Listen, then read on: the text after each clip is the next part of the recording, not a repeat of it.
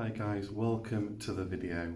I'm here in my house at the minute, and as you probably know by the title of the YouTube video, I'm having a bit of a nightmare with selling this house. Now those of you that have been watching the channel for a while will know that about 7 months ago I sold my house that I owned. There's a good bit of profit in it as well. And it's been one nightmare after another really. So let's jump into the video and I'll explain a bit more about what's been going on and why I've been having such a nightmare selling this house.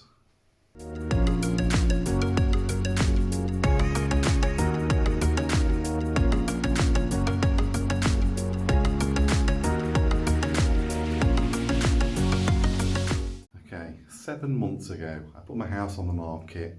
I could have either rented the house, and I could have got a decent amount of rent to be fair. And I could have remortgaged it and got about 10 or 15,000 out of it.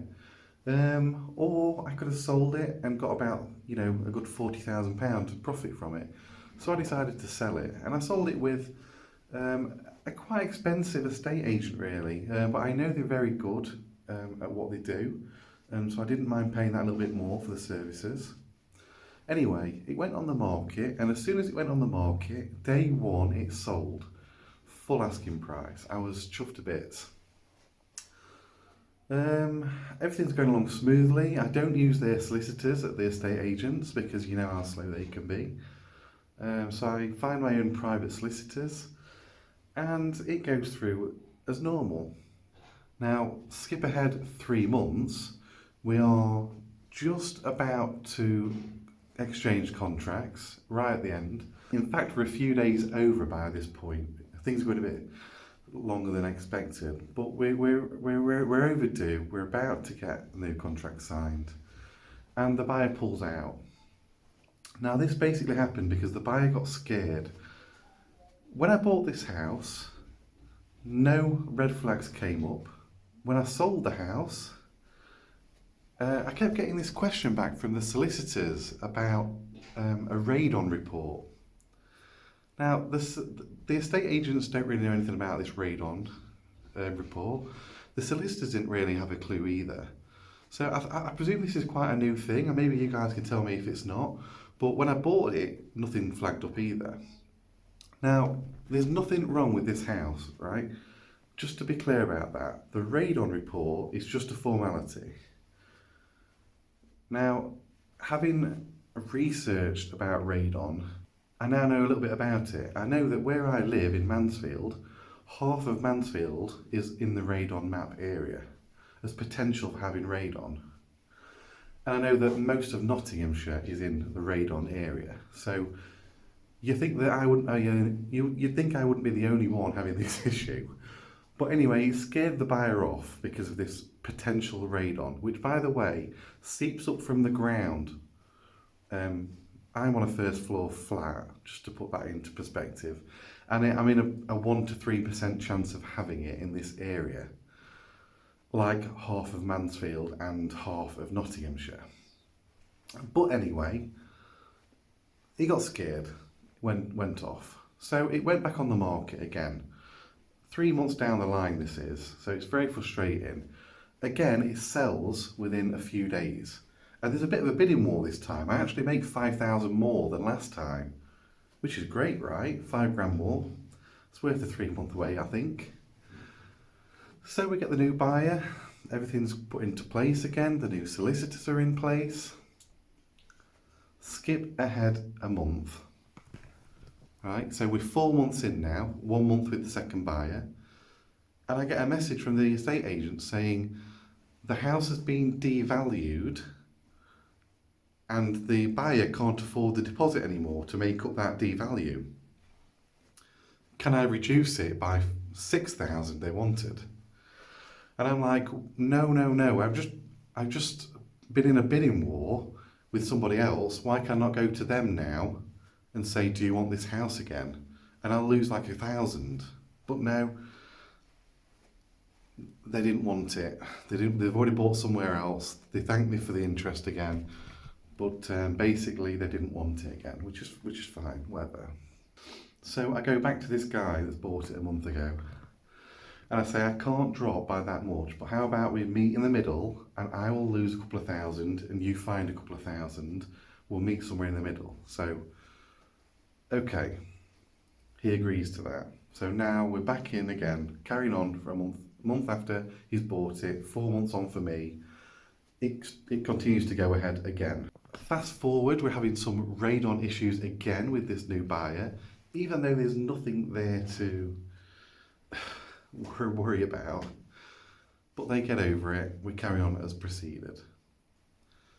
We're now 3 months in on the second buyer, 6 months in from me from the beginning, and his solicitor goes bust and forwards all the paperwork onto another solicitor, not of his choosing, and they don't have to start again from scratch, but they have to look through the case again from start, make sure they've got everything there, etc, etc. Fast forward another week from that, and we find out that the new solicitor can't handle the workload, so now he has to find his third solicitor. Find the third solicitor. Let's carry on. I'm getting annoyed now. It's been a good 6.5 months since I put it on the market, and I'm now threatening the estate agent that rather than sell it, I'm going to pull it off the market and I'm going to rent it instead. I'll just take the 15,000 refinance and I'll rent it, and that 15,000 I'll put towards another deposit. So I'm threatening the estate agent, I'm kicking my solicitor into gear, and then we find out, I get another phone call a week after that saying that his third solicitor has been hacked. And they've got all the email links and the websites to prove it, and that they're going to have to prioritise people that had a date first, and it's going to take a bit of time. That was now a week ago. A week and a half ago. So now we are 7 months in from the beginning and coming up to 4 months with this second buyer, and still no end in sight. I know it's not the buyer's fault because he's admitted that he's living in a caravan right now and he's desperate to get in here as fast as he can. So the problem I have is the date. We're coming up to the end of November now. If this carries on to mid-December, everyone's going to be shutting down for Christmas, and then the new year comes, and then everyone's going to start up again, and where are we in that queue?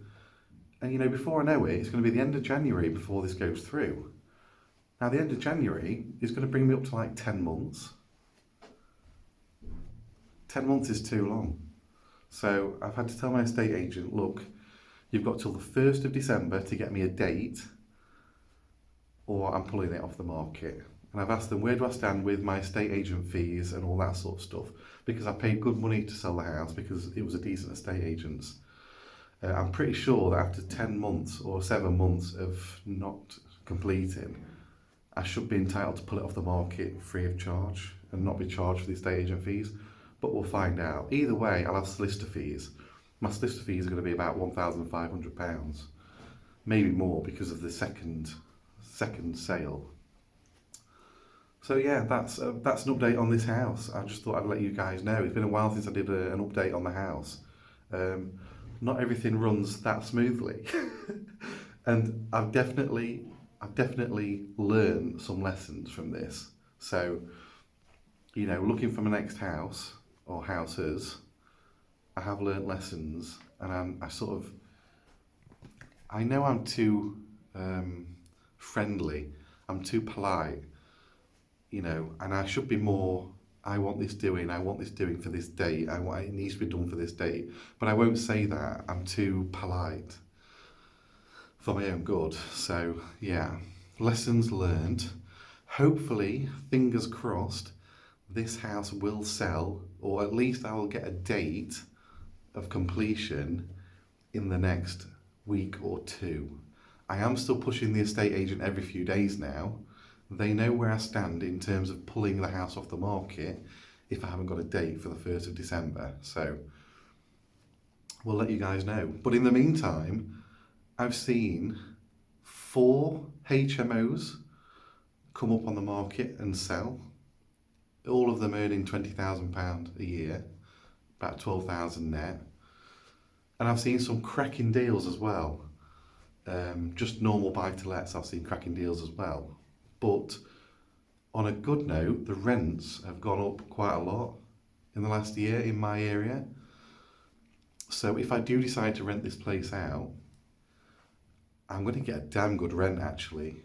And if I'd not already started the selling process, I think I might have gone down the renting route to start with. But so we'll see what happens.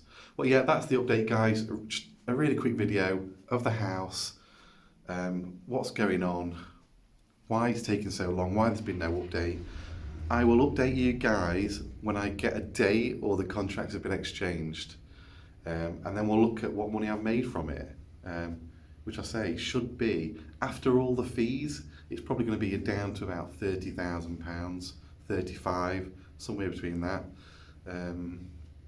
So yeah, but I'll go through all the figures after it's actually sold and the money's in my account, and then we'll look at what other properties we can buy with the profits.